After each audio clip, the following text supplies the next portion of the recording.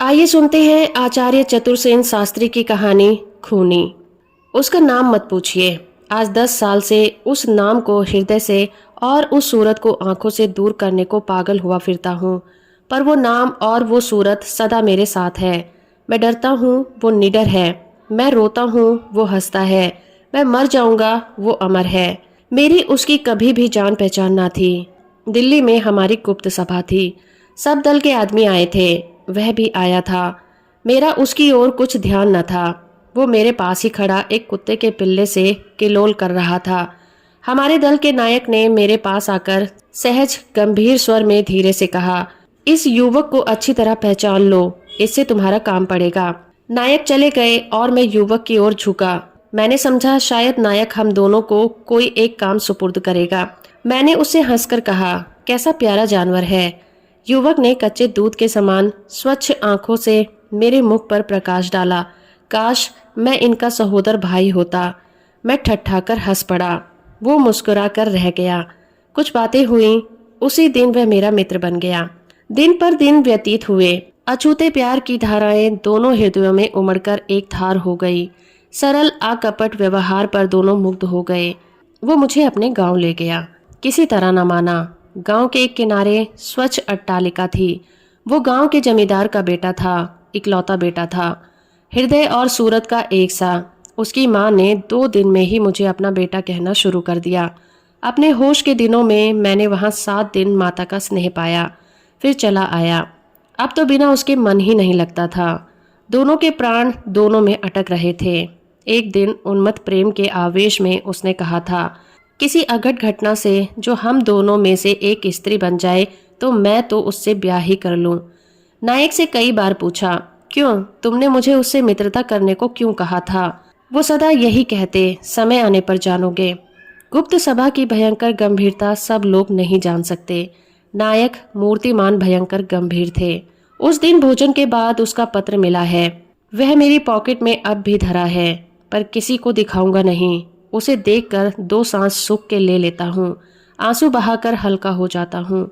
किसी पुराने रोगी को जैसे कोई दवाई खुराक बन जाती है, मेरी वेदना को भी ये चिट्ठी खुराक बन गई है। चिट्ठी पढ़ भी न पाया था, नायक ने बुलाया। मैं सामने सरल स्वभाव खड़ा हो गया। 12 प्रधान हाजिर थे। सन्नाटा भीषण सत्य की तस्वीर खींच रहा था। मैं एक ही मिनट में गंभीर और दृढ़ हो गया। नायक की मर्म भेदनी दृष्टि में नेत्रों में गड़ गई, जैसे तप्त लोहे के तीर आंख में घुस गए हों। मैं पलक मारना भूल गया, मानो नेत्र में आग लग गई हो। 5 मिनट बीते ही थे। नायक ने गंभीर वाणी से कहा, सावधान, क्या तुम तैयार हो। मैं सचमुच तैयार था। मैं चौंका नहीं। आखिर मैं उसी सभा का परीक्षार्थी सभ्य था। मैंने नियमानुसार सिर झुका दिया। गीता की रक्तवर्ण रेशमी पोथी धीरे से मेज पर रख दी गई। नियम पूर्वक मैंने दोनों हाथों से उठाकर उसे सिर पर चढ़ा ली। नायक ने मेरे हाथ से पुस्तक ले ली। नायक ने एकाएक उसका नाम लिया और क्षण भर में 6 नली पिस्तौल मेज पर रख दी। वो 6 अक्षरों का शब्द उस पिस्तौल की 6 गोलियां की तरह मस्तक में घुस गया, पर मैं कंपित न हुआ। प्रश्न करने और कारण पूछने का निषेध था। नियम पूर्वक मैंने पिस्तौल उठाकर छाती पर रखी और स्थान से हटा। तटसन मैंने यात्रा की। वो स्टेशन पर हाजिर था। अपने पत्र और मेरे प्रेम पर इतना भरोसा उसे था, देखते ही लिपट गया। घर गए 4 दिन रहे। वो क्या कहता है, क्या करता है, मैं देख सुन नहीं सकता था। शरीर सुन्न हो गया था, आत्मा दृढ़ थी। हृदय धड़क रहा था, पर विचार स्थिर थे। चौथे दिन प्रातःकाल जलपान करके हम स्टेशन पर चले। तांगा नहीं लिया। जंगल में घूमते जाने का विचार था। काव्यों की बढ़ बढ़कर आलोचना होती चलती थी। उस मस्ती में भी वो मेरे मन की उद्विग्नता भी न देख सका। धूप और खिली, पसीने बह चले। मैंने कहा, चलो कहीं छांव में बैठते हैं। घनी कुंज सामने थी, वहीं बैठ गए। बैठते ही जेब से 2 अमरूद निकालकर उसने कहा, सिर्फ 2 ही पके थे, घर के बगीचे के हैं, यहीं बैठकर खाने के लिए लाया था। एक तुम्हारा, एक मेरा। मैंने चुपचाप अमरूद लिया और खा लिया। एकाएक मैं उठ खड़ा हुआ। वो आधा अमरूद खा चुका था। उसका ध्यान उसी के स्वाद पर था। मैंने धीरे से पिस्तौल निकाली और घोड़ा चढ़ाया और कंपित स्वर में उसका नाम लेकर कहा, अमरूद फेंक दो और भगवान का नाम लो, मैं तुम्हें गोली मारता हूँ। उसे विश्वास न हुआ। उसने कहा, बहुत ठीक, पर इसे खा तो लेने दो। मेरा धैर्य छूट रहा था। मैंने दबे कंठ से कहा, अच्छा खा लो। खाकर वो खड़ा हो गया, सीधा तनकर। फिर उसने कहा, अच्छा मारो गोली। मैंने कहा, हंसी मत समझो, मैं तुम्हें गोली ही मारता हूँ, भगवान का नाम लो। उसने हंसी में ही भगवान का नाम लिया और फिर वो नकली गंभीरता से खड़ा हो गया। मैंने एक हाथ से अपनी छाती पर दबाकर कहा, ईश्वर की सौगंध, हंसी मत समझो, मैं तुम्हें गोली मारता हूँ। मेरी आंखों से वही कच्चे दूध के समान स्वच्छ आंखें मिलाकर उसने कहा, मारो। एक क्षण भर भी विलंब करता तो मैं कर्तव्य विमुख हो जाता। पल पल में साहस डूब रहा था। दनादन दो शब्द गूंज उठे। वह कटे वृक्ष की तरह गिर पड़ा और गोली छाती के पार कर गई। मैं भागा नहीं, भय से इधर उधर मैंने देखा भी नहीं, रोया भी नहीं। मैंने उसे गोद में उठाया, मुंह की धूल पोंछी, रक्त साफ किया। आंखों में इतनी ही देर में कुछ का कुछ हो गया था। देर तक के लिए बैठा रहा, जैसे माँ सोते बच्चे को जागने के भय के लिए निश्चल बैठी रहती है। फिर मैं उठा, ईंधन चुना, चिता बनाई और जलाई। अंत तक वहीं बैठा रहा। 12 प्रधान हाजिर थे। उसी स्थान पर जाकर मैं खड़ा हुआ।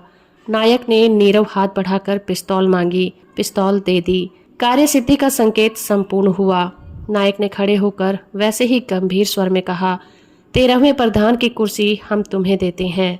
मैंने कहा, 13वें प्रधान की हैसियत से मैं पूछता हूँ कि उसका अपराध मुझे बताया जाए। नायक ने नम्रतापूर्वक जवाब दिया, यह हमारे हत्या संबंधी षड्यंत्रों का विरोधी था। हमें उस पर सरकारी मुखबिर होने का संदेह था। मैं कुछ कहने योग्य न रहा। नायक ने वैसी ही गंभीरता से कहा, नवीन प्रधान की हैसियत से तुम यथेच्छ एक पुरस्कार मांग सकते हो। अब मैं रो उठा। मैंने कहा, मुझे मेरे वचन फेर दो, मुझे मेरी प्रतिज्ञाओं से मुक्त कर दो। मैं उसी के समुदाय का हूँ। कुछ लोगों ने नंगी छाती पर तलवार के घाव खाने की मर्दानगी ना हो तो तुम अपने को देशभक्त कहने में संकोच करो। तुम्हारी इन कायर हत्याओं को मैं घृणा कहता हूँ। मैं हत्यारों का साथी, सलाही और मित्र नहीं रह सकता। तुम 13वीं कुर्सी को जला दो। नायक को क्रोध न आया।